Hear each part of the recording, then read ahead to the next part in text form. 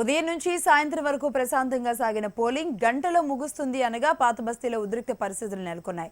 మీర్ Chowk police station ప్రాంతమంతా రణరంగంగా మారింది. MIM Congress మధ్య తలెత్తిన ఘర్షణ నేతలపై దాడులు జరిగే వరకు దారితీసింది.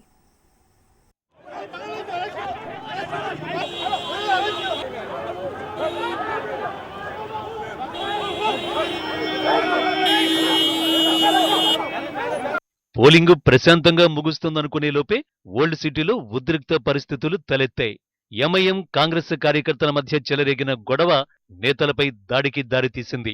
పురానపుల్ కాంగ్రెస్ అభ్యర్థి గౌసును పోలీసులు అరెస్ట్ చేయడంతో పరామర్శించేందుకు కాంగ్రెస్ నేతలు మీర్ చౌక్ పోలీస్ స్టేషన్ కు వెళ్లారు. అరెస్టుకు నిరసనగా తెలంగాణ కాంగ్రెస్ నేతలు ఉత్తమ్ కుమార్ రెడ్డి, షబ్బీర్ అలీ కార్యకర్తలు ఆందోళన చేపట్టారు.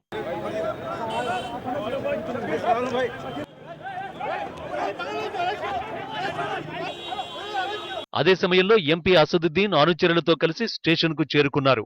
కాంగ్రెస్ నేతలు గౌసును పరామర్శించి తిరిగి వస్తున్న సమయంలో ఇరు వర్గాలు ఒకరిపై ఒకరు వ్యతిరేకంగా నినాదాలు చేసుకోవడంతో ఘర్షణ చెలరేగింది. అది కాస్త చినికి గాలివానలా మారి నేతలపై దాడికి పాల్పడే వరకు దారితీసింది.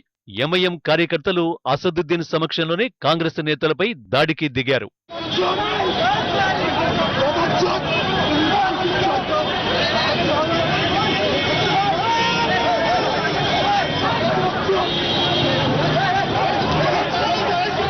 పిసిసి చీఫ్ ఉత్తమ్ కుమార్ వాహనంపై ఎంఐఎం కార్యకర్తలు దాడి చేశారు.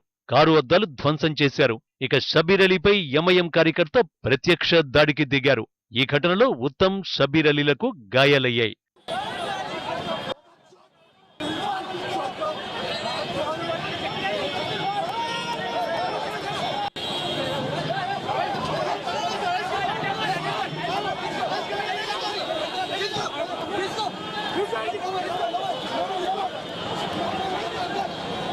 రెండు పార్టీల కార్యకర్తలు ఘర్షణకు దిగడంతో మీర్ చౌక్ పోలీస్ స్టేషన్ ప్రాంతమంతా రణరంగాన్ని తలపించింది.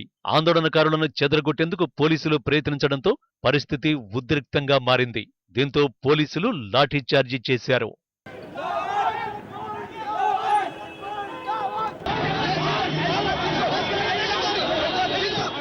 ఇదిలా ఉంటే టీఆర్ఎస్ కార్యకర్తలు రిగ్గింగ్ కు పాల్పడ్డారంటూ ఆజంపురాలో ఉన్న డిప్యూటీ సీఎం మహమూద్ అలీ ఇంటిపై మలక్పేట ఎమ్మెల్యే బలాలా తన అనుచరులతో కలిసి దాడికి దిగారు. దీంతో టీఆర్ఎస్, ఎంఐఎం కార్యకర్తల మధ్య ఘర్షణ చెలరేగింది. దీంతో ఆజంపురాలో తీవ్ర ఉద్రిక్త పరిస్థితులు నెలకొన్నాయి.